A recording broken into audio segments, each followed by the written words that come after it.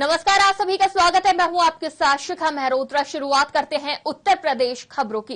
अमेठी में लगातार आबकारी टीम और पुलिस अवैध शराब कारोबारियों के खिलाफ अभियान चला रही है, जिसके बाद भी अवैध शराब कारोबारी धड़ल्ले से शराब की तस्करी कर रहे हैं। बता दें, आबकारी टीम ने गौरीगंज कोतवाली क्षेत्र में अभियान चलाकर 65 लीटर अवैध कच्ची शराब बरामद की और 6 कुंटल लेहन को मौके पर ही नष्ट किया और साथ ही मामले में शामिल 3 लोगों के खिलाफ मुकदमा दर्ज किया गया।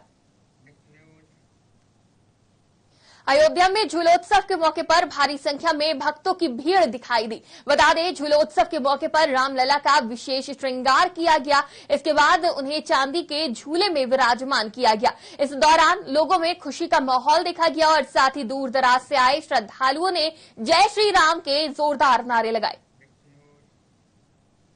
भदोही जिले में जिला प्रशासन ने सराहनीय पहल की। बता दें, आंख में झुलसे लोगों को दिव्यांगता से बचाने के लिए प्लास्टिक सर्जरी कराने का निर्णय लिया है। बता दें, नरथुआ में पिछले साल दुर्गा पूजा पंडाल में लगी भीषण आग में झुलसे लोगों की प्लास्टिक सर्जरी कराई जाएगी और इस सर्जरी के लिए जिला प्रशासन लोगों की आर्थिक मदद करेगी। ऐसा हुआ कि जो भी दुर्घटना की आप सभी की जानकारी में, जब लोग पीड़ित लोग सही हो गए तो शरीर पर जो है जले हुए जो दाग होते हैं, कुछ शरीर के अंग हैं, उनमें जो है दिव्यांगजनता आई है। इसके लिए डीएम साहब ने निर्देश दिया कि कमेटी बना दी है, जिसमें जिन लोगों के, बच्चों के, महिलाओं के शरीर में जो जले हैं और उससे जो है दिव्यांगजनता आ रही है, तो इसके लिए डॉक्टर कृष्णा दुबे, हमारा जो सर्जन है औराई वाला, उसको अधिकृत कर दिया है उसी क्षेत्र पर कि वो जिसकी रिपोर्ट देगा कि दिव्यांग जनता इस प्लास्टिक सर्जरी से खत्म हो जाएगी, तो उसके लिए डीएम साहब केवल निर्देश देंगे। निर्देश के साथ ही यहाँ से जो है डीएम साहब का उनके पास बहुत सारे मद हैं, वो निर्देश देते हैं। उसी हिसाब से 2 लोगों का सर्जरी कराया जा चुका है। 2 चंदौली में तेज रफ्तार का कहर देखने को मिला। बता दें, पैदल जा रहे कांवरियों पर अनियंत्रित ट्रक का सामान गिर गया और इस दौरान ट्रक पर लदे लोहे के सामान की चपेट में आने से एक बच्चा गंभीर रूप से घायल हो गया, जिसे आनन फानन में इलाज के लिए अस्पताल में भर्ती कराया गया। वहीं इस पूरी घटना के बाद ट्रक ड्राइवर मौके से कूदकर फरार हो गया। हम लोग रामनगर से जल लेकर आ रहे थे हाईवे रोड पे, वहाँ से ट्रक हम लोग गुजर रहे थे, वहाँ से ट्रक गुजरी, वहाँ से ट्रक पलटी मार दिया, 2 लड़का घायल हो गया। अब वो मुश्किल नहीं बचेगा कि नहीं बचेगा, अब उसका गारंटी हम लोग कैसे बताएं। तो आप यहाँ से हम पैदल जा रहे हैं। चित्रकूट जनपद में तगादा करने निकले व्यापारी युवक को दबंगों ने रास्ते में गोली मार दी। वहीं इस घटना से इलाके में सनसनी फैल गई। बता दें, गोली लगने से पीड़ित गंभीर रूप से घायल हो गया है। आनन फानन में उसे इलाज के लिए अस्पताल ले जाया गया, जहां डॉक्टरों ने युवक की गंभीर हालत को देखते हुए इलाज के लिए उसे प्रयागराज रेफर कर दिया। वहीं पुलिस इस पूरे मामले की जांच कर रही है।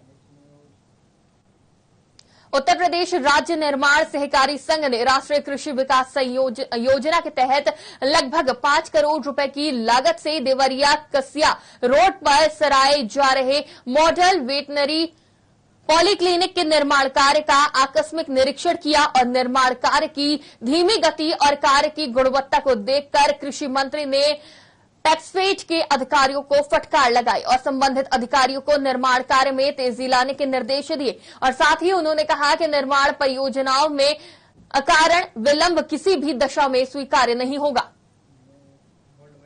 राष्ट्रीय कृषि विकास योजना के माध्यम से 5 करोड़ लगभग की लागत से पशु चिकित्सालय का निर्माण देवरिया शहर मुख्यालय पर किया जा रहा है, जिसके बारे में उनके प्रगति के संदर्भ में आज मैंने आकस्मिक निरीक्षण किया। कुछ निर्माण जो है वो खराब और मानक के नीचे पाए हैं, जिसके लिए उन्हें सीडीओ साहब से कहा है कि उसको पीडब्ल्यूडी से इंक्वायरी करा करके उसको तोड़वाएं और उसको ठीक प्रकार से बनवाने की व्यवस्था सुनिश्चित करें। यदि ये नहीं सुधरते हैं तो इनके खिलाफ हमीरपुर जिले में सदर कोतवाली क्षेत्र के चंदौकी गांव के पास कानपुर सागर हाईवे के किनारे पुलिस को एक शव मिला, जिसके बाद छानबीन करने के बाद पुलिस ने मामले का खुलासा किया और बताया कि दो भाइयों में आपसी विवाद के चलते छोटे भाई ने अपने साथी के साथ मिलकर बड़े भाई की गोली मारकर हत्या कर दी और हत्या को दुर्घटना दिखाने का प्रयास किया गया। वहीं पुलिस ने हत्यारोपी को गिरफ्तार कर जेल भेज दिया है और आगे की कार्रवाई में जुट गई है।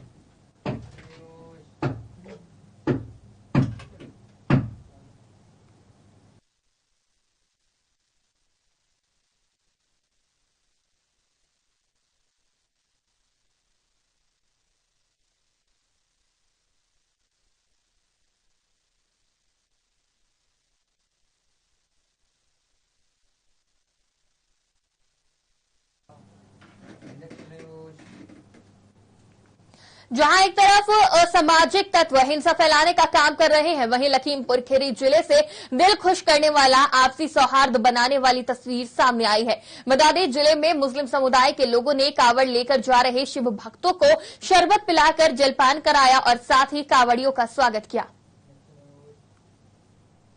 लखीमपुर खीरी जिले में पुरानी पेंशन बहाली को लेकर राज्य कर्मचारियों ने जिला पंचायत स्थित केंद्रीय गृह राज्य मंत्री के संसदीय कार्यालय का घेराव कर जोरदार प्रदर्शन किया। कर्मचारियों का कहना है कि अगर पुरानी पेंशन को बहाल नहीं किया जाता है तो 1 अक्टूबर को दिल्ली के रामलीला मैदान में जोरदार प्रदर्शन किया जाएगा। बता दें, केंद्रीय गृह राज्य मंत्री अजय मिश्र के कर्मचारियों को आश्वासन देते हुए कहा कि जल्द ही इस मुद्दे पर कोई न कोई हल निकाला जाएगा।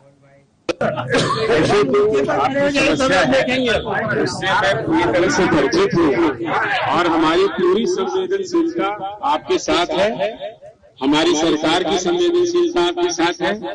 हम इसका कोई न कोई ऐसा रास्ता, वैकल्पिक रास्ता हो या इसी में से कोई रास्ता निकले, इसके लिए हम लगातार प्रयासरत हैं और ईश्वर से मेरी यही प्रार्थना है। इसका हम यहाँ आए हैं आदरणीय अजय मिश्र टेनी जी के कार्यालय पर, जो गृह राज्य मंत्री हैं, उनके यहाँ हम आए हैं पुरानी पेंशन बहाली के लिए।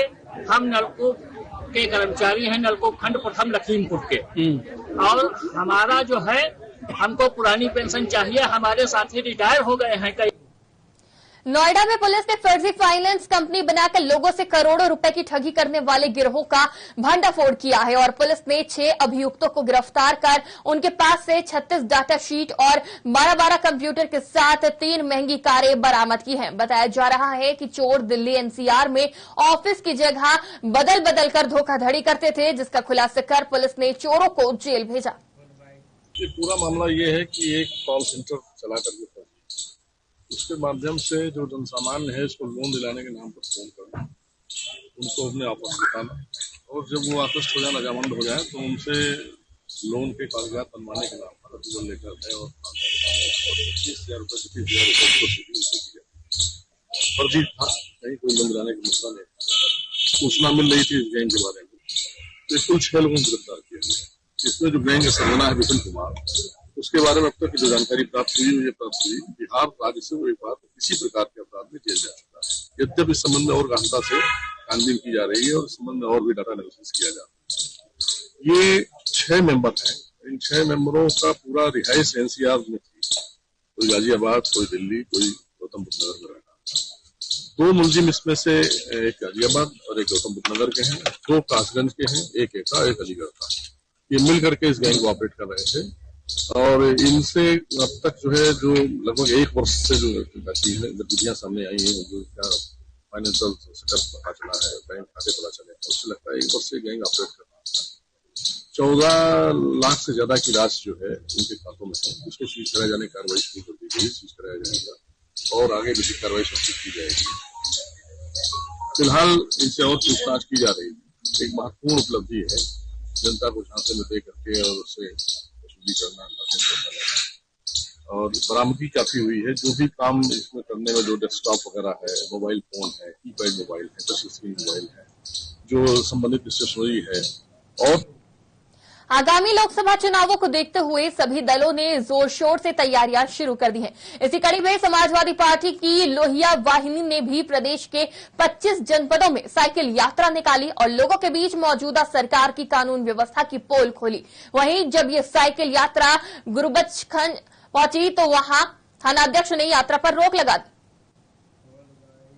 देखिए, ये माननीय हमारे पार्टी के राष्ट्रीय अध्यक्ष और देश के सबसे लोकप्रिय नेता उत्तर प्रदेश के पूर्व मुख्यमंत्री रहे माननीय अखिलेश यादव जी के निर्देश पर समाजवादी लोहिया वाहिनी के राष्ट्रीय अध्यक्ष भाई अभिषेक यादव जी साइकिल यात्रा लेकर के, जिसका नाम दिया गया देश बचाओ देश बनाओ, संविधान की रक्षा करना, इन्हीं तमाम बातों को लेकर के आज 25 जनपदों में ये साइकिल रैली लेकर के निकल रहे। इनके साथ में बड़ी संख्या में युवा साथी कल फतेहपुर से रायगढ़ की सीमा में आप आए। रायगढ़ की सीमा से लेकर के हम हरचंदपुर के लालगंज में आप को रात्रि विश्राम किए और सुबह जो है ये निकल करके हरचंदपुर विधानसभा में पुलिस अधीक्षक समेत लोकल इंटेलिजेंस जो स्थानीय सूचना इकाई है, स्पेशल यूनिट इंटेलिजेंस जो SIU है, सबको सूचना है, सबके पास जाएंगे, किधर से जाएंगे, कौन से थाना क्षेत्र में। तो अगर गुरुबख्शगंज से हम लोग जा रहे हैं और यहाँ पर पानी पी रहे हैं, कार्यकर्ताओं के साथ चाय पी रहे हैं, तो यहाँ पे कौन सी आफत आ गई थी यहाँ के थानाध्यक्ष को, तो हमारे कार्यकर्ताओं को डांट रहे थे, ऊंची आवाज में हड़वाने की बात कर रहे थे, देख लेने की बात कर रहे थे, ठीक कर देने की बात कर रहे थे। लोहिया वाहिनी के आदरणीय अभिषेक यादव जी आ रहे हैं प्रतापगढ़ से इलाहाबाद से यात्रा करते हुए आज लालगंज से होते हुए आज हमारे हरचंदपुर से होते हुए बछरावा जाए, जिसमें भारी संख्या में सभी कार्यकर्ता और सभी हमारे युवा साथी लोग इकट्ठा हैं और हम सब लोग ये यात्रा निकाल के संदेश देना चाहते हैं कि भारतीय जनता पार्टी को 2024 में बहुत ज्यादा मतों से हराना है, तो कोई ताकत लगा करके सभी कार्यकर्ता मिलकर हराने का काम करेंगे। ये आह्वान यही है कि हम बस चाहते हैं कि सब लोग मिलजुल के ये जो हिंदू मुस्लिम के बीच में हम लोग आपस में बांटने का काम भारतीय जनता पार्टी कर रही है, उसी को खत्म करके भाईचारे को एक साथ निभाते हुए सभी कार्यकर्ताओं को, माताओं बहनों को, सभी युवाओं को जिस प्रकार से हम लोग के कार्यकर्ताओं मुकदमा लिखाए जा रहे हैं, प्रधानों को काम करने नहीं दिया जा रहा, ज्यादा से ज्यादा लोगों को जमीनें कब्जे कराई जा रही हैं, गलत तरीके से जो विधायकों के साथ समाजवादी पार्टी के विधायकों के साथ फोटो खिंचा लेता है, मुकदमा लिखा दिया जाता है, उनके साथ जो गलत व्यवहार किया जाए, इन्हीं सबको लेते हुए हम लोग की यात्रा भारी संख्या बल में आगे से आ रही है। लालगंज से उसे होते हुए हम लोग यही कौनी नहर पर आगे सीधे बछरावा तक जाएंगे, पश्चिम गांव तक जाएंगे। तो युवक की संदिग्ध परिस्थितियों में मौत हो गई। कयास लगाए जा रहे हैं कि कोई जहरीले जंतु ने युवक को काटा था, जिसके बाद से युवक की हालत बिगड़ने लगी। आनंद फानन में युवक के परिजनों ने उसे जिला अस्पताल लेकर पहुंचे, जहां डॉक्टरों ने युवक को लखनऊ ट्रामा सेंटर के लिए रेफर कर दिया, लेकिन लखनऊ आते वक्त ही युवक की मौत हो गई। रायबरेली के गंगा घाट पर अंतिम संस्कार में शामिल होने गया एक युवक गंगा पुल से नदी में कूद गया। जैसे ही युवक गंगा नदी में छलांग लगाई, लोगों में हड़कंप मच गया। मौके पर मौजूद गोताखोरों ने नाव दौड़ाकर गंगा के बीच धारा में समय रहते पहुंच गए और गंगा पुल से कूदे युवक को सुरक्षित बचा लिया। पुलिस ने मौके पर पहुंचकर अपने कब्जे में ले लिया है और परिजनों को बुलाकर उसे सौंप दिया गया है। हम लोग वही गासू पुल पे खड़े हुए थे, तब तक देखा कि एक व्यक्ति जो गासू पुल से वही जो है गंगा जी में कूद गया। हम लोगों ने देखा तो आवाज लगाई, वहीं बगल में गोताखोर थे, नीचे घाट पे गोताखोर रहते हैं, उनको आवाज लाई, सब लोगों ने दौड़ा करके पकड़ा और वहीं चौक इंचार्ज को हमने फोन किया तो बगल में थे, अपने फोर्स के साथ वो भी पहुंच गए मौके पे, उसको पकड़ा करके लाया गया, उनके साथ लाया गया और उसके बाद जो है उनके परिजनों को बुला करके पुलिस पकड़ी करके सब उनको जो है सौंप दिया गया। अगर सब लोग सतर्क नहीं होते तो हो सकता था कोई बड़ी घटना। रायबरेली में जिले की कानून व्यवस्था ध्वस्त होती नजर आ रही है। दबंगों ने एक बुजुर्ग की गला दबाकर हत्या कर दी और हत्या के बाद शव को घर से 100 मीटर दूर झाड़ियों में फेंक दिया। वहीं झाड़ियों में शव मिलने से परिजनों में हड़कंप मच गया। पुलिस को मामले की सूचना मिलते ही मौके पर पहुंची और शव को कब्जे में लेकर पोस्टमार्टम के लिए भेज दिया और आगे की कार्रवाई में जुट गई। सुशील कुमार ने यह सूचना दी कि मेरे पिताजी को किसी ने मार दिया है। इस सूचना पर तत्काल मैं क्षेत्राधिकारी साथ में एसओ गुरुबख्शगंज, मैं फोर्स एवं फोरेंसिक टीम के साथ घटनास्थल पर आए। घटनास्थल का निरीक्षण किया गया। मृत्यु का सही कारण जानने के लिए पीएम की कार्रवाई करते हुए पोस्टमार्टम के लिए बॉडी को भेजा जा रहा है। पहाड़ों पर लगातार हो रहे रही मूसलाधार बारिश का रौद्र रूप रायबरेली में भी देखने को मिल रहा है। अचानक जिले में गंगा के बढ़े जलस्तर को देखते ही जिला प्रशासन ने बाढ़ और सुरक्षा से निपटने के लिए पूरी तरह से एक्शन मोड पे नजर आ रही है। पुलिस ने घाटों पर सुरक्षा के लिए पुलिस कर्मियों की तैनाती कर दी है। वहीं बचाव के लिए घाटों पर गोताखोर और नाव की व्यवस्था की गई है। बताया जा रहा है कि 12 सालों बाद गंगा का जलस्तर इतना ज्यादा बढ़ा है जिससे क्षेत्र के लोगों में दहशत का माहौल है। 12-13 वर्षों के बाद में जो है ये गंगा जी रौद्र रूप रखे हुए हैं। ये पहाड़ का जल है, इसकी वजह से यहाँ पर सारे घाट और सीढ़ियां डूब गई हैं और जिससे लोगों को काफी दिक्कतें हो रही हैं। पूरा शासन प्रशासन लगा हुआ है। अभी एडीओ आईएसपी साहब भी यहाँ पर हरनारायण सिंह जी सब, यहाँ एसडीएम साहब, तहसीलदार साहब और बीडीओ साहब और खुद जिलाधिकारी महोदय और कप्तान साहब जो है यहाँ पर आए। को प्रतिदिन निगरानी रखते हैं। यहाँ पर 24 घंटे पुलिस प्रशासन मौजूद रहता, नौ नाविक गोताखोर उपस्थित रहते हैं। यहाँ पर कोई किसी प्रकार की कोई दिक्कत नहीं है। लाउड स्पीकर द्वारा लोगों को गहरे जल में स्नान न करने की सलाह दी जा रही है। ये सारी व्यवस्थाएं यहाँ पर दुरुस्त हैं। आप देख रहे हैं किसी प्रकार की कोई हादसा नहीं है। बगल में कटरी है, खेतों के पास पानी पहुंच गया। अगर गंगा जी ज्यादा बढ़ेंगी तो खेतों का नुकसान हो सकता है। सहारनपुर के थाना फतेहपुर इलाके के खजनावर गांव में खनन से भरे वाहन ने स्कूल जा रहे छात्र को अपनी चपेट में ले लिया। इस हादसे में स्कूल छात्र गंभीर रूप से घायल हो गए, जिसके बाद घटना से गुस्साए लोगों ने ट्रक चालक की पिटाई कर दी और ट्रक में जमकर तोड़फोड़ की। वहीं मामले की सूचना मिलते ही मौके पर पहुंचे पुलिस ने ट्रक चालक को हिरासत में लेते हुए ट्रक को अपने कब्जे में ले लिया। खबर उन्नाव से है, जहां भूमाफियाओं के अभियुक्त पर डीएम ने शिकंजा कसते हुए बड़ी कार्रवाई की और 90 करोड़ से ज्यादा की चल अचल संपत्ति को कुर्क किया। बता दें, डीएम की इस कार्रवाई से भूमाफियाओं में हड़कंप मच गया है। बताया जा रहा है कि भूमाफियाओं पर पहले से ही 8 आपराधिक मुकदमे दर्ज हैं।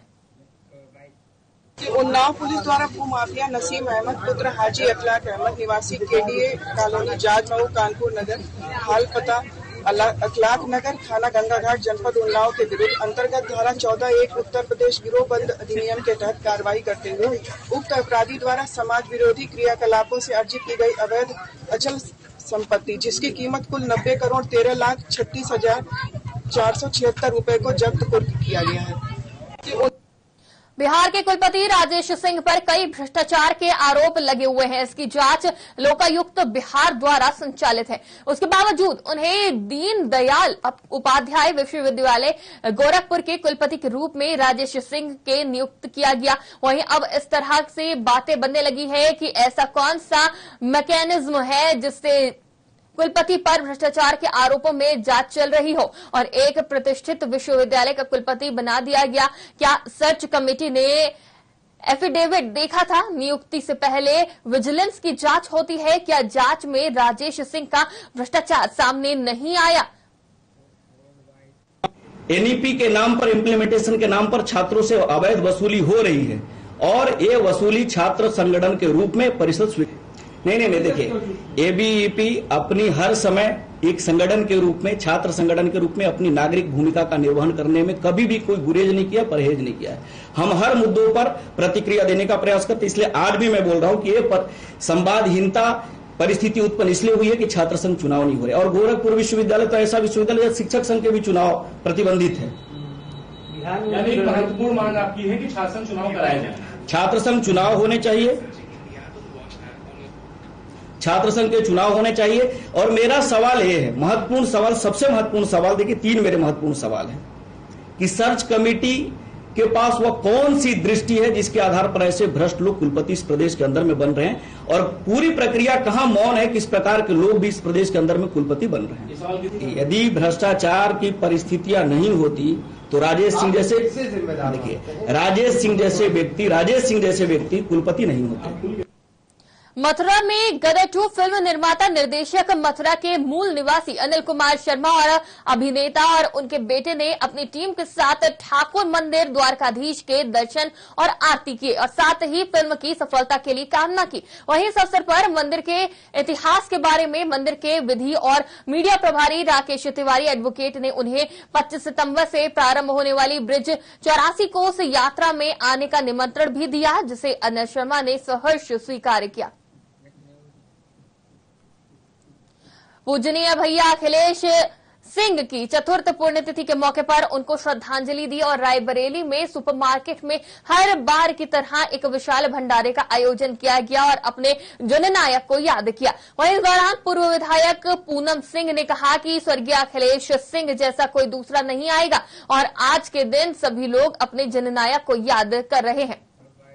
आज मेरे बड़े भाई स्वर्गीय अखिलेश सिंह जी की पुण्यतिथि है, चौथी पुण्यतिथि है। तो आज सुबह हमने गुरुद्वारे में जाकर के अरदास की उनके लिए और अभी ये भंडारा शिव शक्ति के द्वारा भंडारा करवाया गया है और भैया की पुण्यतिथि है इसलिए सभी लोग इकट्ठे हुए हैं। विधायक जी के लिए एक ऐसी शख्सियत है जिनका लोग अपने शब्दों में नहीं उनके बारे में बता पाते हैं। उनको लोगों के लिए उनके लिए लोगों का प्यार देख करके सच में लगता है कि उन्होंने बहुत लोगों के लिए काम किया होगा। तो रायबरेली की जनता आज उनके लिए आज उनको याद कर रही है और हमारी इस कार्यक्रम में सभी लोग सहयोग कर रहे हैं, सभी आए हुए हैं। सिर्फ इतना कहना चाहती हूँ कि भैया के क्योंकि उनके अंदर जो सेवा भावना थी बहुत विरल लोगों के अंदर मिलती है, तो वो सेवा भावना अगर मैं अपने जीवन में थोड़ा सा भी ले आऊंगी तो शायद मेरी जिंदगी का कोई मायने हो जाएगा, सार्थक हो जाएगी मेरी जिंदगी। और रायबरेली में उनकी कमी कोई नहीं पूरी कर सकता, कभी भी नहीं पूरी कर सकता है। बस मैं इतना कहूंगी कि उनको याद करना आज ही का दिन उनको याद करने का नहीं है। उनकी बात की जाए तो रायबरेली में तेज रफ्तार डीसीएम और ट्रक की जोरदार भिड़ंत हो गई और इस दौरान दोनों वाहनों के ड्राइवर गंभीर रूप से घायल हो गए, जिनको आनन फानन में इलाज के लिए अस्पताल में भर्ती कराया गया, जहां गंभीर हालत को देखते हुए डॉक्टर ने दोनों घायलों को जिला अस्पताल रेफर कर दिया। बता दें पूरा मामला बछरावा थाना क्षेत्र के बनावा का है। सीतापुर में फिल्म स्काई फोर्स की शूटिंग चल रही है। इस फिल्म में अभिनेता अक्षय कुमार और अभिनेत्री सारा अली खान मुख्य भूमिका में नजर आएंगे। फिल्म में अक्षय कुमार एयरफोर्स अफसर का किरदार निभाएंगे। इससे पहले यहां अजय देवगन की फिल्म की शूटिंग हो चुकी है। जानकारी के मुताबिक पीएससी कार्यालय में फिल्म की शूटिंग के लिए वायुसेना आदमपुर पंजाब कार्यालय का सेटअप बनाया गया है। यहां फिल्म की शूटिंग 31 अगस्त तक चलेगी। फिल्म में अक्षय कुमार एक वायुसेना अधिकारी की भूमिका निभा रहे हैं, वहीं सारा अली खान भी मुख्य भूमिका में नजर आएंगी। उत्तर प्रदेश की खबरों में फिलहाल इतना ही। मुझे दीजिए इजाजत। नमस्कार।